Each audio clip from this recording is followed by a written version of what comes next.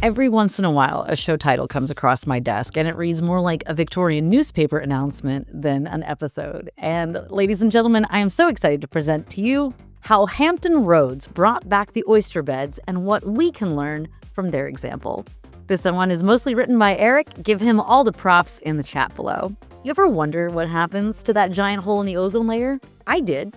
I actually asked my team about it. It was the biggest thing that we talked about in science class in the 90s. And I remember Bill Nye the Science Guy waxing poetic about it on his show. And now all of you are thinking, Bill. Bill Nye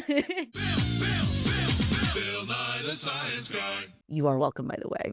If you ask President Taco and the Dunning-Kruger task force, they'll probably tell you that it was all just a hoax. But it wasn't, because the global scientific community came together to solve the problem, and climate activists and scientists have honored that legacy today by providing practical solutions to problems like the disappearance of the oyster beds along the eastern coast of the United States. These examples are going to pave the way for the global community to tackle some of the greatest challenges that our species have ever faced. So, the ozone hole. The stratospheric ozone layer, like all of the sciences, is pretty damn cool. Ozone is comprised of 3 oxygen atoms. It's a superreactive gas that absorbs the UV rays that damage the DNA of all the animals and plants that call the Earth home. Say that 10 times fast. Which actually, that does include all of us, because we are animals. You and me, baby. We ain't nothing but mammals. That same UV ray that gives us sunburns, that also leads to skin cancer. So, question time. Do you think skin cancer is bad? Why or why not? Do I have to answer that? How about a large percentage of the population on Earth all developing skin cancer? Would you like to know more? Most definitely, yes. The year is 1976. Like John Carpenter's masterpiece, The Thing, we open on an Antarctic research station built on an ice shelf. British scientists scratch their heads and offer each other confused looks as data is pouring in from machines designed to measure gas in the stratosphere. They think there might be a problem with their instruments. The problem? They're detecting far less gas from the ozone layer than they should be. And while they've seen data fluctuate before, it has never been like this. If this were a movie trailer, Don LaFontaine would come in at this moment and say something like, "They thought their problem was their instruments. They were wrong. Bum, bum, bum, bum, bum, bum."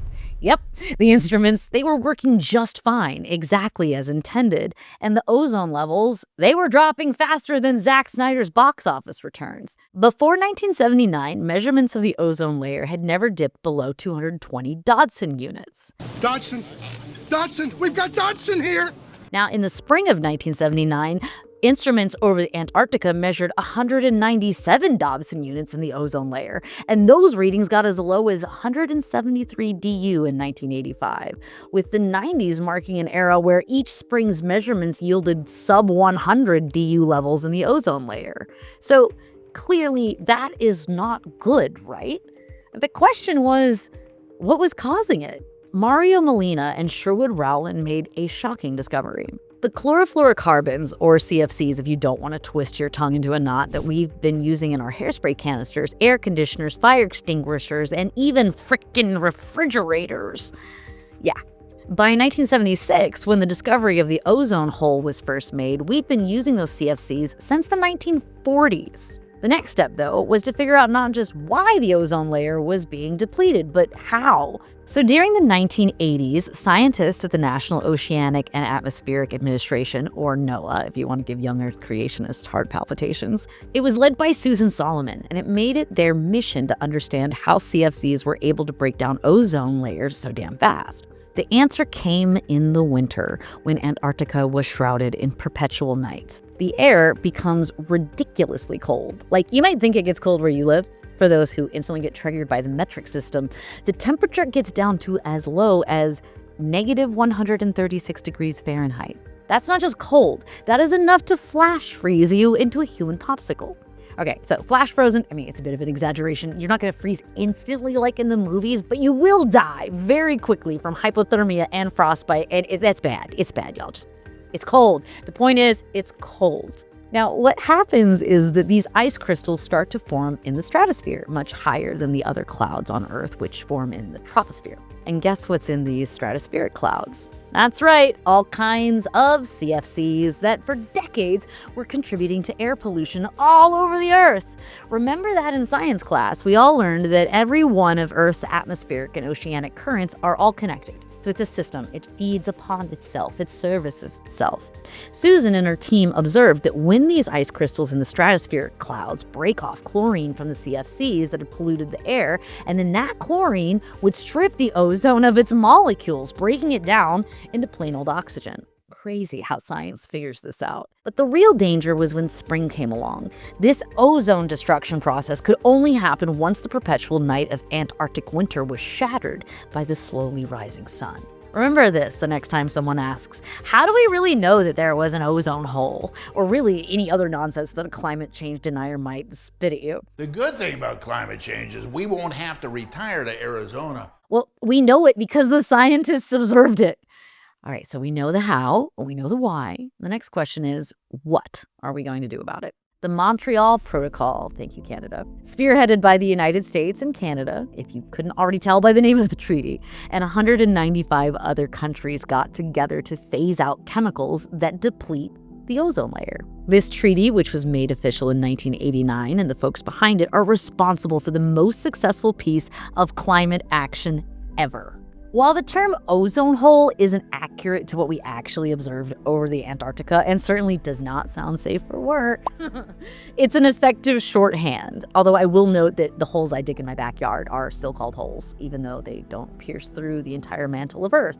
Anyway, I'm moving on. The whole world saw what was happening over Antarctica. You know, a massive hole in the ozone layer that basically covered the entire continent by 1986. And they came together to solve a problem the size of a literal continent.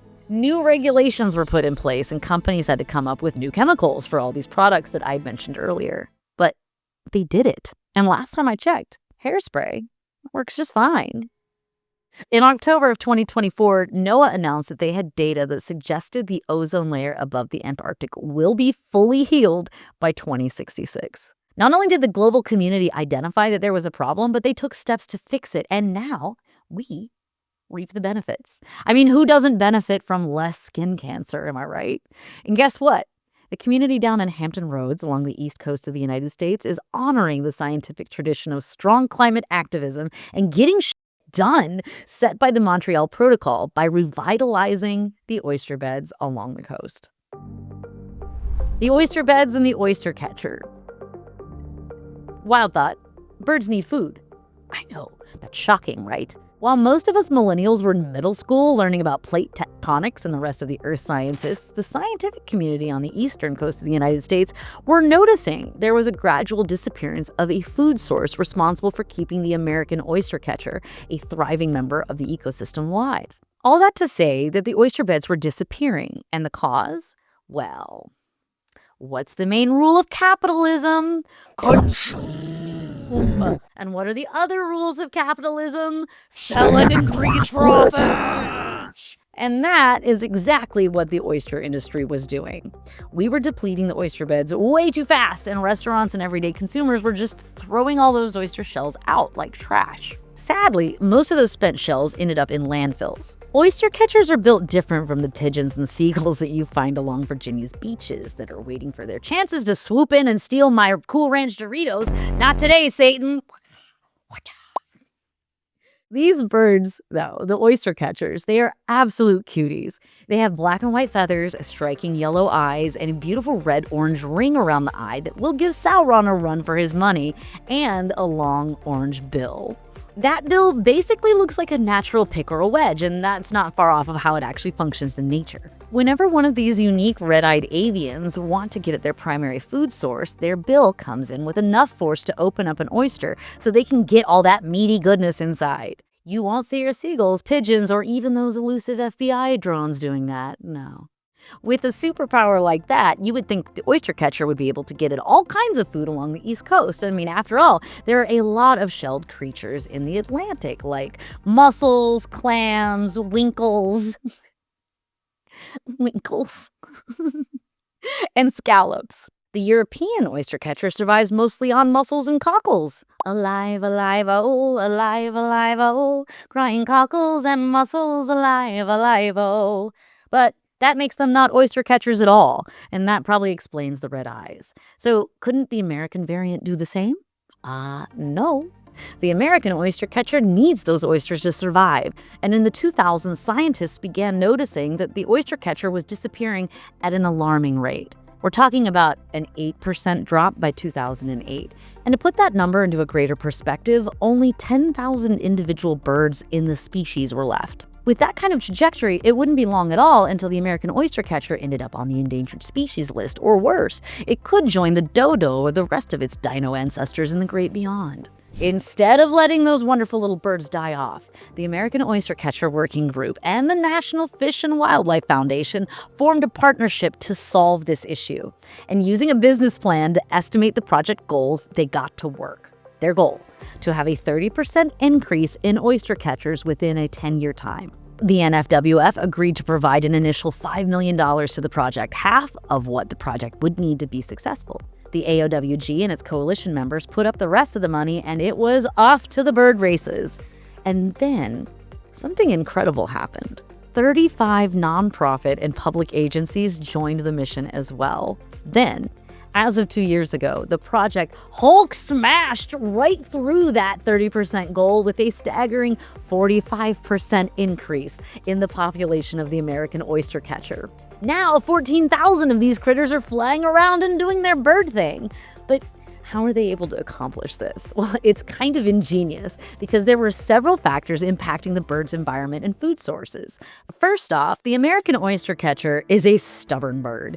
They refuse to change their habits and feeding grounds despite the fact that our beaches and marshes are seeing climate change-related sea level rises and taking seasonal poundings from storms that are only going to get more powerful. Second, they have to deal with raccoons, cats, mink, and coyotes that will eat their eggs, and that's not good. So the solution to these problems? They used humane traps to keep the trash pandas and yodel dogs away from the beds.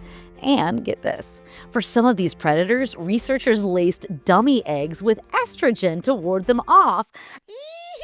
Eee! Lady power for the win! Researchers also took to hanging up a combo of cloth flags and strings to keep those wily coyotes away. These absolute badass scientists dredged up 316,000 cubic yards of sand in Georgia, all to create artificial islands to combat these rising sea levels. And in my home state of Virginia, they created artificial nesting platforms with natural fiber and cement slurry. But the real secret to the success of this project was the sheer size of the operation and the versatility of the techniques implemented. It went from a localized initiative scattered from Maine to Texas to a massive, coordinated effort. They also encouraged restaurants to recycle their spent oyster shells, which would then be used to create these massive 160-foot piles that now aid in new oyster growth. This coalition is composed of some absolutely feral wildlife biologists, too, who are not shy about saving stranded birds or too afraid to be diving right into the freaking ocean to save a baby chick that couldn't get back to its nest after being carried out to sea. Holy sh! Yes, all of this, yes, but also don't try this at home, kids. Now, despite the massive success of this coalition, they're not done yet. Climate change is only going to get worse, and the American oyster catcher might not be the only animal threatened by those rising sea levels and powerful storms. Because, as it turns out, most of Europe is reliant on the Gulf Stream for its weather patterns, and a new study suggests that we might be approaching the tipping point where its collapse is going to be guaranteed. How do we stop the collapse? For decades now, the scientific community has been sounding the alarm to citizens, governments, and especially corporations. As of 2021, man-made climate change has already resulted in an increase of 1.1 degrees Celsius, that is 2 degrees Fahrenheit in freedom units. But what does that mean? If you don't have a background in science and you're experiencing fairly normal weather where you live, you might think it's okay to take it at Don McCankle's words that it's all a big hoax. But the effect of climate change is never going to be felt evenly. That 1.1 degrees Celsius is an average over all the temperature readings taken all over the globe. Ever hear of the boiling frog syndrome? The idea is that if you toss a frog into boiling water, it's going to jump right out. But if you let it sit in room temperature water and slowly increase the temperature, the frog won't realize the danger until it's too late. Please do not try to boil an actual frog, by the way. While the metaphor is effective, shorthand scientists in the 19th century already performed that experiment for you, and unless the heat increase is super gradual, that frog is actually going to know what you're up to. So even the metaphor is kind of like the frog knows more about climate change than we do. This global warming is killing me. We humans are different. We are not as good as our animal brethren at telling when things aren't quite right in the environment. Our brains do all kinds of things to trick us into thinking everything is to be fine, is great. Yeah, so what for Halloween? I haven't worn a jacket in 5 years. That's fine. I mean, well, it's okay. Like fall foliage might only last a few weeks. That's all right. Turns out we're not exactly Vulcans. Logic is not really our thing. I mean, not surprising for a species that got its start telling tall tales around a campfire, am I right? Part of the fault lies with those government and climate scientists. I mean, like, we've been talking about global warming and climate change since it was first discovered to be a thing. So they've been talking about it for decades, y'all. It was their job to effectively warn us about climate change and to develop the messaging. There is an argument that if the messaging around climate change and global warming wasn't flawed, then the right wouldn't have been able to politicize the issue. Maybe that's just wishful thinking. If anyone is visiting from the good timeline, please let me know. You can leave a comment below. What is the future actually like? Did we fix it? Climate change has already led to more powerful hurricanes, heat dome events, and more subtle changes that you might not have noticed. Like, have you noticed the plants and trees blooming earlier than they should? Or less fireflies in your area? Where are the cicadas? The fact that greenhouse gases trap heat is something that can be repeated in a lab. I mean, if the Triassic extinction event was brought on by all of Earth's volcanoes losing their shit at once, it's not hard to imagine the effect that billions of people, not to mention the biggest culprit, the corporations, spewing CO2 into the atmosphere might have. In fact, the scientific community has come to the consensus that we are currently witnessing the 6th mass extinction event. Wild. And there are some staggering statistics that support that too, such as 40% of all land having been used for food production has equated to 90% of our deforestation and 70% of our freshwater usage. All of that coming from the agriculture business. And don't even get me started on the tech industry and those data centers. We have a whole episode about data centers. It is wild. All of that activity, though, it demolishes ecosystems. We already mentioned the Dodo, RIP, which was driven to extinction by deforestation. But that same story has played out with 776 other species since the beginning of the modern era. Let me put this another way.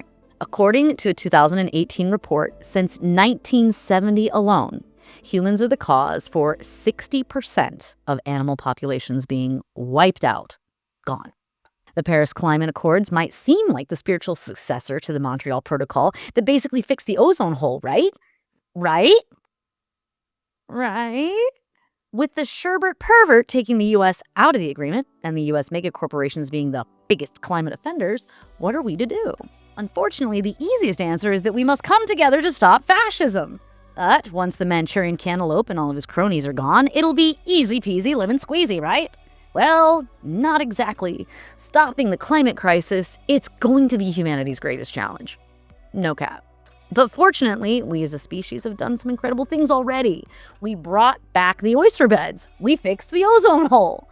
Included in the links for this show are a ton of data points on what causes climate change. The climate scientists, they've done the work. They know what's causing it. Climate scientists might not get every prediction right. A lot of the realities have turned out to be way worse than the predictions, believe it or not.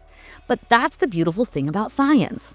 Scientific models aren't dogmatic. They're always changing. Dare I say, evolving? They're always gathering new data to adjust the predictions. I mentioned earlier that we aren't Vulcans, but I love Star Trek's hopeful message that one day humanity will come together, end the endless wars and cruelty, stomp out fascism, and boldly go to explore the cosmos and make a ton of new friends and frenemies all along the way as we study quasars and shit. But in Star Trek's lore, humanity almost brought itself to extinction with a Third World War, or, as they called it, the Eugenics Wars. We almost went out for good in Trek canon, but we eventually pulled our heads out of our asses and got to work to fix our planet, and created a socialist post-scarcity utopia while we were at it. I want to believe that something like that awaits our species in the future. But to get there, we must all come together to tackle the problem, just as we've done before with the ozone hole and locally here for me and the American oyster catcher. I believe we can do it. I believe in humanity's ability to better itself and to evolve. To be able to listen to the scientists and then band together as a community to bring a bird back from extinction, all because we gave some love to an oyster. And that, to me, is courage. This has been a Doculite Media production. I'm Lacie Madison, your host, and you're listening to Courage, Stories of Everyday Hope. If you enjoyed, please like, subscribe, and share. Write us a comment below your favorite part of the episode. And reach out to us if you have a story that you would like us to feature on the show. I'm Lacie Madison, and you have a great rest of your day. Bye-bye.